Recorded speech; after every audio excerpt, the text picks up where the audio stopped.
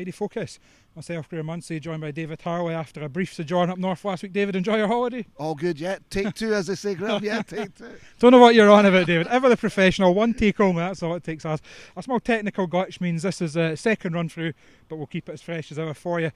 David, we're going to look back on another comfortable, shall we say, victory for the Stagsbar Monarchs night. Final score 53-37 over the Scunthorpe Scorpions. Everything you wanted from a Monarchs performance almost was there tonight. We've spoken in the past about the top four needing to come at the fore. They were excellent. Back up from new introduction to the team, James Sarjeant at 2. And okay, we'll be asking for a wee bit more for the reserves, but there were still signs there that there's things to come. Yeah, it's a solid performance tonight, and nothing spectacular, but we didn't need to be spectacular. We're good, we're solid, we're competitive. Winning races, won 11 out of 15 races, as we'll talk about in a bit. Took home the 3 points, and it was never really in doubt. Yep, so looking back on the evening with ourselves tonight will be the Monarchs' new introduction, James Sarjeant. We'll hear from man of the moment in British Speedway, Danny Ayres. And as always, heat of the night, this time involving Danny Ayres and Josh Pickering in heat 5. David, the team changes have been made now, barring injuries, etc.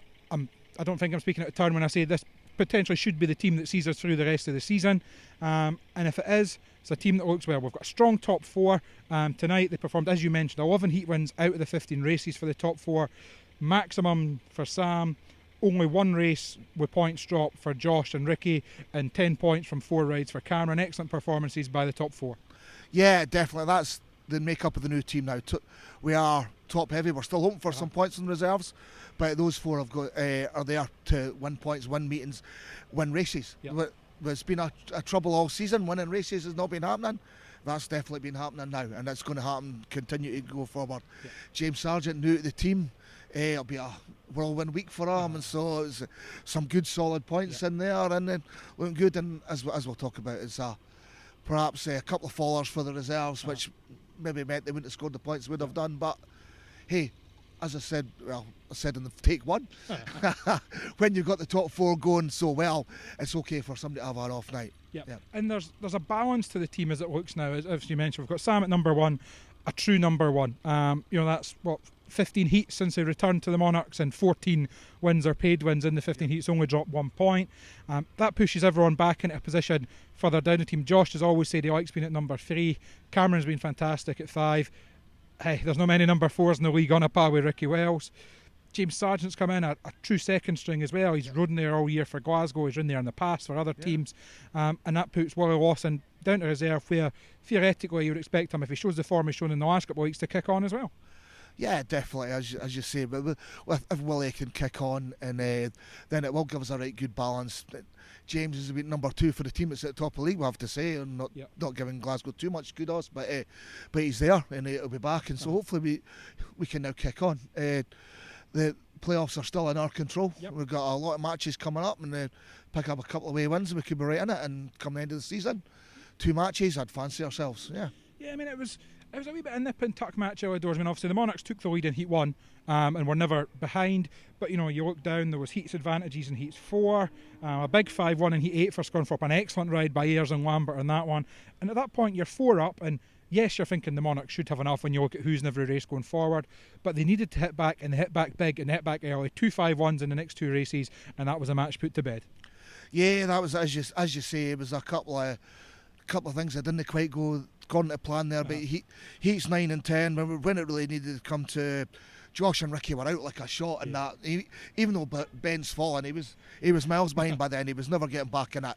And then heat 10, after James having a not so good ride in heat 8, he then showed us what he's going to be capable of, what he's going to do for us here by backing up Sam to that solid 5-1. Yeah. Sam there giving us a beep of the horn there. Sam always desperate to get on the Friday Focus every week. Sam, if you're watching, you're welcome up on the studio anytime. But yeah, David, you mentioned that there, solid down the line. I guess if we were nitpicking, you'd look at the reserve scores and say, right, 3 points against a reserve pairing at Kinsley and Lambert. You've been hoping for more, but even then on the track, a fall for Connor in heat 2 when he looked like he had it in the bag. The commentator's curse came into that when I was on DVD commentary duty tonight, and I think my exact words as they went into the last corner was, barring a disaster, a comfortable 5-1 for the Monarchs. I'll know better than that for next time. And then Willie Lawson obviously had a heavy looking fall later. He just seemed to overlock. Lambert was on the inside, had nowhere to go, clips the back, and that one where they kind of luckily enough, and I'm saying luckily enough, I've never been involved in a speedway crash in my life, but it was quite a slow crash, so there was no real heavy impact, but they both went over the wrong side of the bike, and it's awkward. There's an easy way to get tangled up and stuff when that happens. Yeah, definitely. I mean, the track was a little bit difficult early on tonight, and a couple struggled. And I mean, Connor deserved that win in heat number 2. He's in the fourth bend of the final lap. He's come down, and it's big disappointment for him, and it's probably put him a wee bit behind the 8 ball for the rest of the meeting. And Willie, as you say, he's been good. That heat 2, it was looking like a good solid 5-1 from reserves, which is what you want in heat 2. Then in heat 4, Willie's solid third place, not looking spectacular, but looking all right. As you say, overlocked through, and the bike came over him really awkwardly. I was talking to him in the pits afterwards, and he has a bit of pain, a bit sore. So unfortunately, that meant that neither of those scored the rest of the evening. But they'll both have better nights than that. And they'll both come on and. And I think, as I said, that's nitpicking. You know, at the end of the day, it's a 16-point victory for the Monarchs. It's 3 points. It's none for the away team. That's what we need to do every week. Just leaving the stadium now as we talk to James Sarjeant. I caught up with Sarjeant after the match. Here's what I had to say about his Monarchs debut. So James, firstly, welcome to the Monarchs. Your night tonight, I think it was at 5, paid 6 points, so are you happy enough with that? Not really. I think I should have got a few little mistakes in 2 of my rides. It's just track knowledge, really. I mean, it's hard to come in as an away rider, and I think with this being my first meeting, from the end of the meeting, I felt a lot better. Obviously, with our riding track, I just need to move out a little bit and just get the right line. I feel, obviously, like I said, I feel a lot confident now. So yeah, week after week, we obviously build on it and hopefully build on scores as well. I suppose it's been a bit of a whirlwind week. As we heard in your interview up with William and John the Tower, I think you found out on Monday from Glasgow that they were making the change, and almost within a couple of hours you were signed and sealed to come ride for us. Yeah, it's a funny old game, speedway, isn't it? But yeah, it weren't ideal. But yeah, I'm happy to be at Edinburgh now, and it's a good little home track to have. So yeah, we can kick on and get some points now. It must have been nice to have that, you know. I can only imagine what it's like to be told you're being replaced. Obviously, we know you just had a baby 3 weeks ago now, so to get fixed up straight away on a place that you've had good form in the past, you kind of know where you're going, what you're coming into. You'll have ridden with some of the team before, or certainly against them enough to know what you're coming into, so that must have made it a little bit easier. Yeah, obviously it's not ideal with everything that's been happening, but yeah, I'm thankful now to get a bit more like stability and yeah, like everything's calmed down a little bit now, and we can like Edinburgh's a track that I kind of go well. Like I said, I've said it before, it's more my kind of track. It's a tight technical track, kind of like the ones we learnt on, like Sheffield training track when we were growing up. But yeah, I'm looking forward to next meeting now, and obviously build on what we've done tonight. And almost like deja vu, obviously your last couple of matches for Glasgow were at Scunthorpe and Somerset, and the next week and a half you'll be going back to the Monarchs. That must be good having that recent knowledge of those tracks as well. Yeah, some nice local meetings for me. Next 2 weeks I've got Scunthorpe, which is only 40 minutes from me, and Sheffield the week after, which yeah, I live in Sheffield, so yeah, I'm looking forward to 2 tracks I like. So yeah, just start kicking on now. And coming into a team halfway through the season, obviously never easy, but what is the atmosphere like in the pits? Obviously the Monarchs maybe a little bit behind where they'd like to be chasing those playoffs, but is there a determination there that's still within reach? Yeah, definitely. I mean, everyone gets on. It's got a good team, we bond well, so yeah, that always helps. And yeah, we're all here to do a job, so I think we all know what needs doing, and yeah, we've been put in this place to do it. So yeah. Well done tonight, James, and thanks very much for speaking to us. Thoughtful young lad is James, and we've spoken to him before when he's been in the wrong colours. He's now in the blue and gold, he's now in the Regal colours, looking to kick on, and it's never easy. You know, he gets a phone call on Monday, and I guess it's a credit to his professionalism that he still went out and scored. Was it paid 8 or paid 9? Paid 9 at Somerset for Glasgow, helping him to a big win there, and he'll kick on for us. Yeah, as you say, it's a whirlwind week for him, and it's a hard position to come in. He's come in not really knowing the guys. I mean, he's done a couple of guests for us in the past before. We know what he's capable of, fast start and points, and he's got some good points tonight. That's five and a bonus 3. Well, 2 solid third places. Heat 8 went a bit wrong for us. Then, as we said already, that heat 10 solid 5-1. Yep, got to be happy with that. If we flip over now the page, as it were, on the programme over at the Scunthorpe side, I guess my overriding feeling, if you'd have told me on the way into the stadium tonight that Ayres and Simon Lambert were going to get 21 points between them, I'd have thought that was going to be closer than it was. Yeah, definitely. Although, the same respect, if you told me Jake Allen and Stefan Nielsen would score 2 between them, I think we'd be 65 or something. Yeah, it was a strange old meeting for Scunthorpe. I mean, Simon's probably had his best performance here for a long, long time. Not only just picking up loads of points, but passes as well. That he ate with Danny Ayres when Monarchs were on a 4-2. Ayres went round Sarjeant, then Lambert's gone round both Wally and James Sass. They both have had probably a great night. Ben Barker started the meeting really well, looking decent. Tactical substitute ride, and then he's kind of done nothing there further. Josh Ottie's been pretty average, to be honest. So that the overall result is a pretty solid win for the Monarchs. But and I guess obviously we don't want to jump on the bandwagon everyone this week, but I guess we would be remiss not to spend a couple of minutes talking about Danny Ayres, the ultimate speedway showman. We've seen it on Monday for anyone who watched the British final. I think everyone in the stadium and everyone watching was gutted for Danny when he just overcooked that last bend in his last race. But he carried that form into tonight. He gates sharply. Couple I thought were a wee bit dubious, but that's maybe with blue and gold tinted specs on. But also passing, Heat 5, which will be a race tonight, we'll see in a little bit. He gates well. Josh Pickering gets past him. Once Josh Pickering gets past you here, you're normally beat. Not having that, says Danny. He cuts back on the fourth bend and comes back under Josh well. Heat 8, Danny's made the gate again. Sarjeant this time goes round him on the second bend. Again, Danny, a fantastic move on the third and fourth bend to get back in front. And then even Heat 15, he gates well. Fair play, all you can ask for, hard fair riding. He gives Sam enough room on the outside to go round him. But then 4 almost perfect laps, putting the bike exactly where it needed to be to hold off Ricky Wells and ruin his maximum. Yes, stop Ricky getting his maximum, and he's also taken Cam and his other scalp. So it's a thoroughly brilliant night for him. I mean, Cam and Josh, both of them, when they're chasing hard behind him, were looking to go outside. But who's going to go around outside the Danny Ayres? That's just never going to happen. But it's been a brilliant week for him. He's a thoroughly enthusiastic guy. As you said, he's a showman. He loves racing. He loves winning races. He loves scoring points. Even though his team's lost tonight, he's still bubbly and enthusiastic as ever. Yep, enthusiastic as ever, as David says there. We'll let you judge for yourself now. Joined by Scorpions man of the match tonight and star of the show at the British final on BT Sports on Monday, Danny Ayres. Danny, how'd you enjoy that tonight? To be fair, the first ride I did struggle a little bit. Like I was struggling to turn, but look, I got into it. And to be honest with you, I've really enjoyed that. I mean, obviously you're known as a gator, but it wasn't just from the gate. Obviously there was, I think your second ride, Josh Pickering goes past you. Not many people get back past Josh. And then Heat 8, James Sarjeant comes round you on the first and second bend, but you weren't having it either. You were back round him on the third and fourth. Nah, well, at Bellevue I got my full licence to ride dirt, so no. Listen, it's I think sometimes when you're a little bit conservative, it's always better, I think, for someone to get in front of me, because then that brings out, and I put myself in the situation. I struggled in the first one, so the confidence was just down a little bit.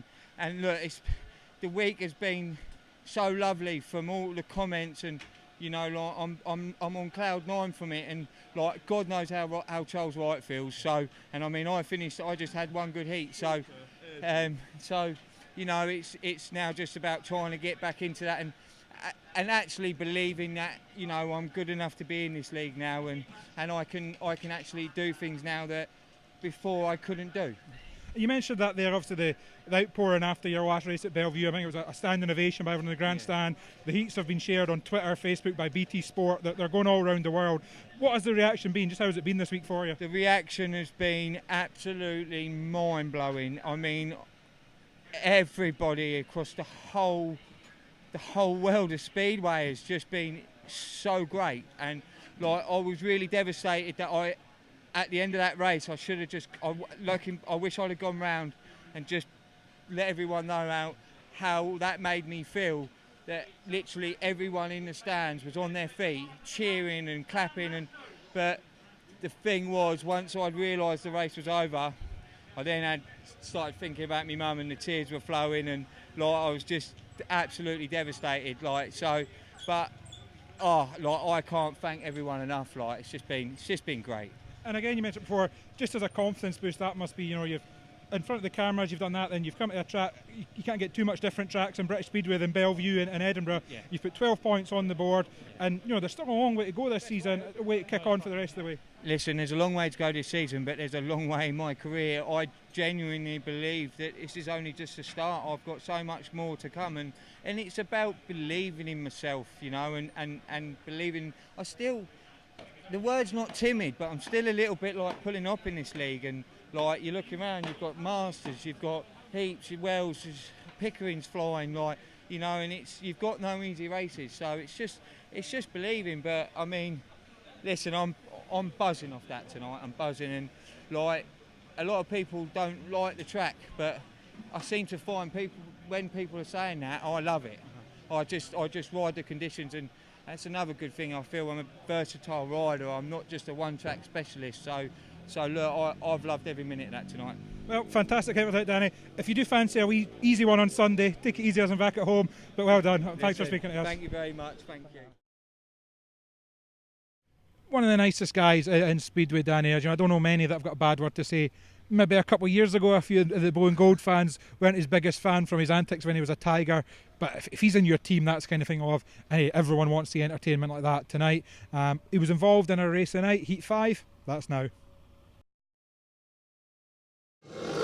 Heat number 5 here with the Monarchs pairing of Josh Pickering in red and Ricky Wells in blue, up against Jake Allen in white and Danny Ayres in yellow. That looks like a bit of a jump on the inside there by Danny Ayres. The referee happy to let it go so far as Ricky Wells hits the front. Pickering at the back, looks to go under. Jake Allen here is going into the third bend. Can he make it stick? Tractors have been out, but he's through. Pickering into third there, and he'll now set off Danny Ayres. Josh sticking to the inside here, obviously more renowned for riding the outside, but that's where Danny Ayres so famously sticks to, so it could be the inside as a move. A little mistake there by Ayres. Will that allow Pickering through? No, not quite yet. Although you get the feeling it might just be a matter of time as Ayres drifts out again, and Pickering's under him. Tremendous effort there by Josh Pickering to go from last to second. Although Ayres has cut back here, will Pickering be able to make this stick? No, tremendous effort by Ayres. I have to admit, I did not see that coming as Ayres looks to run Josh out wide. Tenacious riding there by Danny Ayres. I thought for all the world that Josh had him there, but Ayres cut back well and takes the second place. So, untroubled win there for Ricky Wells. Good ride there by Danny Ayres to take second back, and third place for Josh Pickering. Jake Allen, again, still suffering from bike problems. He missed the parade, he wasn't in the first race, and a retirement there. I'd like to see that start back. Looked a little bit untidy, but as it stands, a 4-2 to the Monarchs and another win for Ricky Wells. It's Ricky Wells. So another cracking race, our heat of the week there, David, and precursor tonight, I guess, of a big August ahead and some exciting looking home matches to come. Next week, Sheffield, Danny King, Kyle Howarth, Justin Sedgman back on the bike. Yep. I think the rest of the month it's Somerset. That'll be Rory Schlein, Chris Harris, Nick Morris, Eastbourne, Eddie Kennett, Richard Lawson. Your big names to come, but we've got a top 4 that I'd put up against any one of them. Yeah, definitely. It's a huge August for us, and we finished with Newcastle in the last matches. As matches we've got to win, we've got to go and win all those matches. We've also got those crucial away matches. We at Scunthorpe on Sunday, Sheffield next week, where James and Senella, he's lives closer to. He's had a couple of recent experiences there, and we're going to Somerset as well, and we know we've got to pick up a couple of away wins, so it's a huge month for us. But as you say, with the top 4 the way they're going just now, we know we're going to win some races now. We're going to win a lot of races, and let's go and get some points. Yep, top 4 in place, big month in place. We've had the weather tonight, hopefully that continues, although I guess maybe not quite as humid, would maybe make for the track conditions the curators prefer. But all we can say is these guys are putting on a show for us. Come out and watch it. Come out and watch the Monarchs. Come and watch us every Saturday morning. Thanks once again for watching the Friday Focus. For David and myself, we'll speak to you next week.